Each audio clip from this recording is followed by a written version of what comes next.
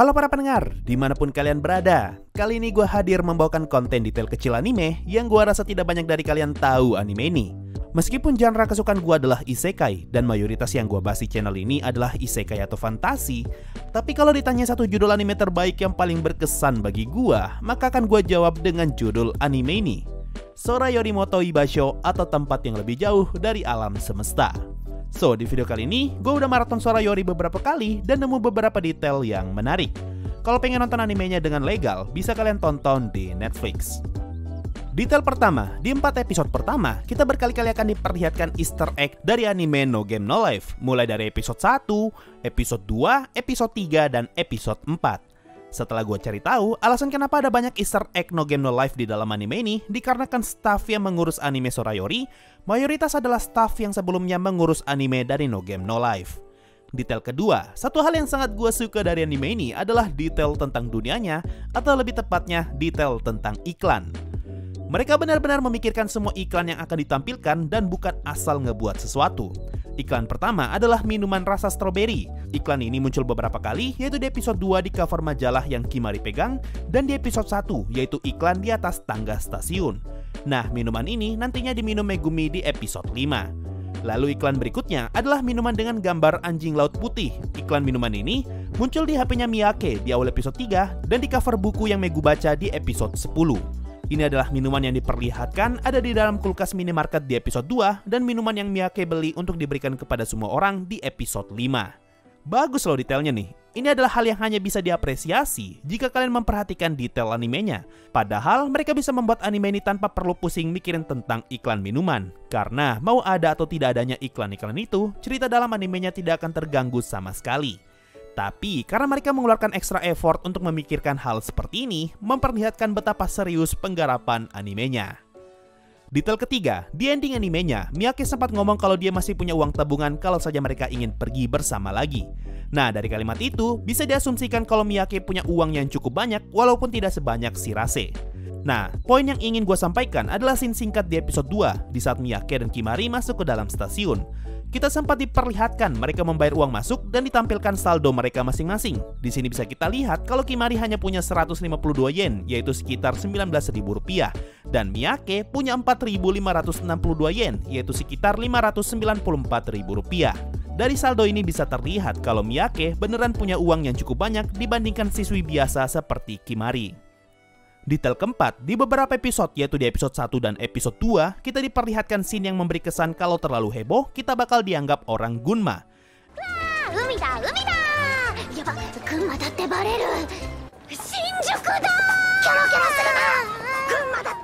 Nah, setelah gue cari tahu stereotip macam apa yang beredar tentang orang Gunma, akhirnya gue paham maksud scene ini. Demi durasi, penjelasannya bakal gue persingkat dan silahkan buka link yang ada di deskripsi kalau kalian pengen baca versi lengkapnya. Intinya, prefektur Gunma adalah lokasi yang cukup tertinggal dibandingkan area lain di Jepang. Lalu pada tahun 2000-an, sempat beredar postingan di internet yang memberi kesan kalau Gunma bukan bagian dari Jepang karena tidak semua orang Jepang tahu tentang area ini. Nah, postingan ini cukup besar di area Kanto dan melahirkan banyak meme tentang orang Gunma. Buat yang gak tahu, Gunma adalah bagian dari Kanto, sehingga muncullah berbagai macam stereotip tentang orang Gunma sebagai bahan ejekan. Karena anime Sora Yori mengambil latar tempat di Gunma, ini berarti Shirase, Miyake, dan Kimari adalah orang Gunma. Makanya mereka mencoba untuk tidak heboh agar tidak ketahuan kalau mereka berasal dari Gunma. Detail kelima, di episode 10, Shiraishi mulai mempertanyakan apakah mereka adalah teman baik. Lalu singkat cerita, Kimari mengajak Shiraishi untuk ngobrol, dan permasalahan itu selesai dengan sebuah pesan singkat bertuliskan Ne. Nah, scene ini sebenarnya adalah callback untuk episode 3. Di episode itu, Shiraishi berkata kalau Kimari, Shirase, dan Miyake adalah teman baik. Tapi mereka bertiga justru bingung karena mereka belum kenal cukup lama tapi malah dianggap sebagai teman baik. Kimari pun menutup obrolan itu dengan ngomong, Ne. Nah, akhirnya kata Ne ini menjadi pertanda kalau mereka telah menjadi teman baik. Makanya di episode 10, Shiraishi menggunakan kata yang sama untuk menyapa Kimari. Detail ke-6, di episode 4 ada tulisan sampel di atas kotak pin. Ini berarti mereka sedang dalam masa pembuatan pin untuk seragam yang akan dipakai saat ekspedisi nanti. Dan masuk ke episode 5, pin itu sudah dijahit ke seragam mereka. Detail ketujuh, karena Kimari melangkah terlalu lebar untuk menghitung jarak satu kaki, membuat perhitungan mereka meleset cukup jauh dari tempat yang ditentukan. Makanya setelah tahu kesalahan mereka, Shirase melangkah dengan lebih pendek agar perhitungan mereka jadi lebih akurat. Detail ke-8, kalau kalian perhatikan di episode 5, di saat Shirase sedang packing barang-barangnya, bisa dilihat kalau dia sudah selesai memasukkan barang-barangnya ke dalam karton kecuali laptop. Lalu di akhir episode 5, sekarang laptop itu sudah tidak ada dan kita diperlihatkan koper putih. Ini artinya Shirase menyimpan laptopnya ke dalam koper itu. Nah, asumsi ini terbukti benar karena di episode 6, Shirase menggunakan laptopnya ketika dia berada di hotel, padahal barang yang dia bawa saat itu hanyalah koper putihnya. Detail ke-9, mari kita bahas beberapa detail yang ada di episode 6. Ketika sampai di Singapura, Kimari mulai berteriak dan bertanya di mana Merlion. Shirase membalas kalau tempat itu bukan di sini. Ini adalah jawaban yang masuk akal karena mereka baru saja mendarat di bandara dan Merlion Park masih sangat jauh dari tempat mereka, yaitu sekitar 17 km lagi. Kemudian bangunan aneh yang Shirase foto adalah gedung Wheelock Place. Bangunan ini cukup ikonik karena bentuk kubahnya yang lancip. Lalu ketika sampai ke salah satu patung Merlion, mereka ngomong kalau patung itu tidak semengecewakan seperti yang dikatakan. Ini karena terdapat stereotip yang mengatakan kalau Merlion adalah salah satu dari 3 tempat wisata paling mengecewakan di dunia.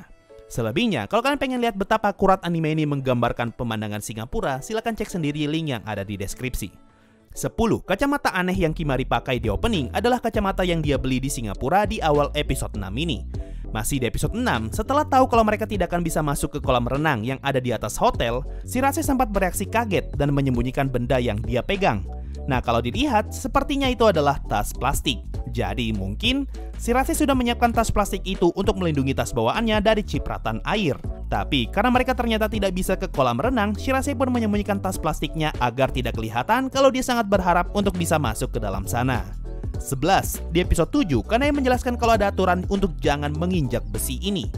Menurut gua, alasan kenapa dilarang untuk menginjak besi itu agar orang yang lewat tidak membenturkan kepalanya dengan bagian atas pintu.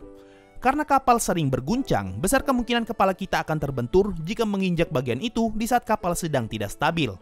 12. Sesaat setelah Kanai pergi di episode 7, kita diperlihatkan scene Shirase yang sangat kagum melihat boneka penguin milik Kimari. Nah, kalau kalian jeli, boneka penguin itu bisa kalian lihat di episode 5, yaitu di salah satu kartonnya Kimari ketika dia sedang mempersiapkan barang-barang yang akan dia bawa. 13. Coba perhatikan foto yang ditempel Todogin. Di foto ini bisa kita lihat kalau Toshio dulunya bertubuh kurus.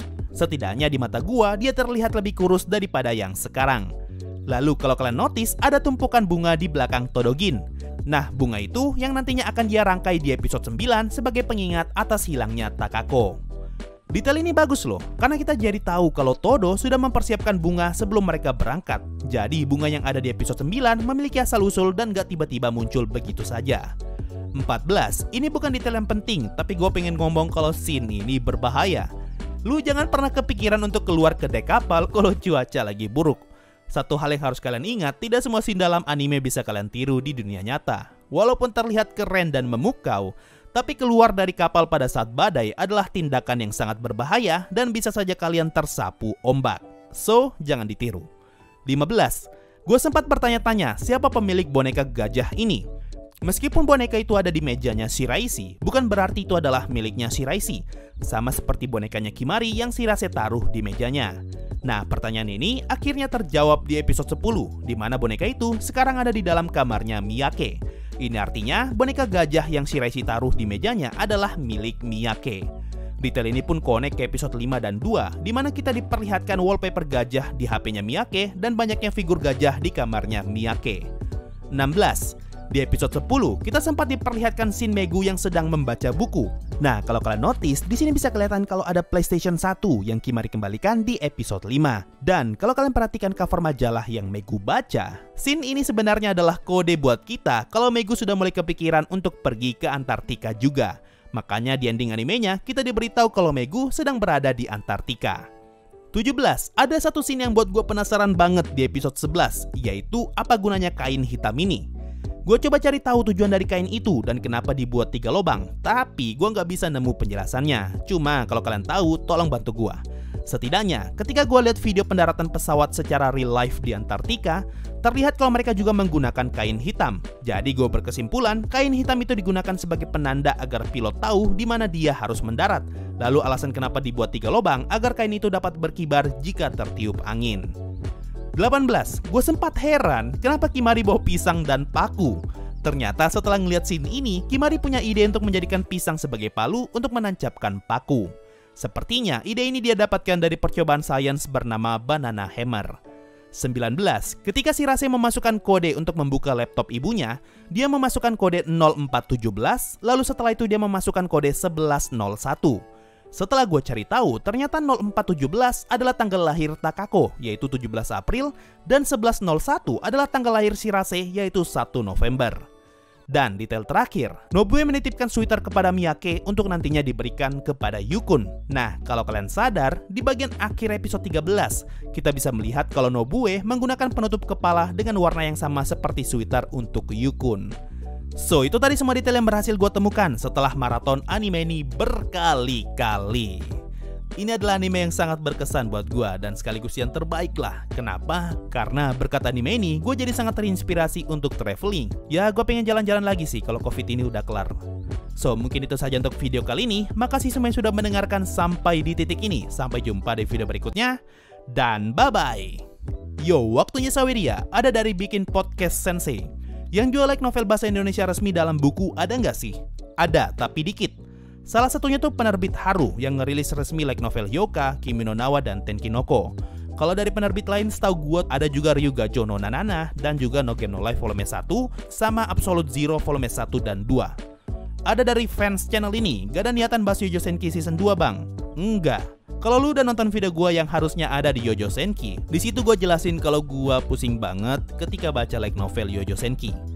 Ada dari Nakiraito, Sensei, gimana kalau seluruh anggota Black Scripture plus 11 pahlawan melawan Ainz tanpa menggunakan world class item di pihak Ainz? Siapa yang menang? Gini, gue percaya kalau Ainz masih bisa menang. Nah, kenapa? Kalau kalian notice, Shaltir gagal membantai Black Scripture karena dia tercuci otak berkat efek world class item. Tapi, di waktu yang sangat singkat itu, dia berhasil membunuh 2 Black Scripture hanya dengan beberapa serangan. Nah, kalau Shaltir saja bisa sampai seperti itu, apalagi Ainz. Jadi gua percaya kalau Ainz bisa membantai mereka semua. Tapi itu cuma asumsi doang, karena kita nggak tahu sekuat apakah leader dari 13 pahlawan. Apalagi di sisi pahlawan, ada armor Platinum Dragon Lord yang bisa wild magic. So, itu tadi dari Saweria. Makasih semua yang sudah donasi dan gabung jadi membership. Thanks a lot and bye-bye.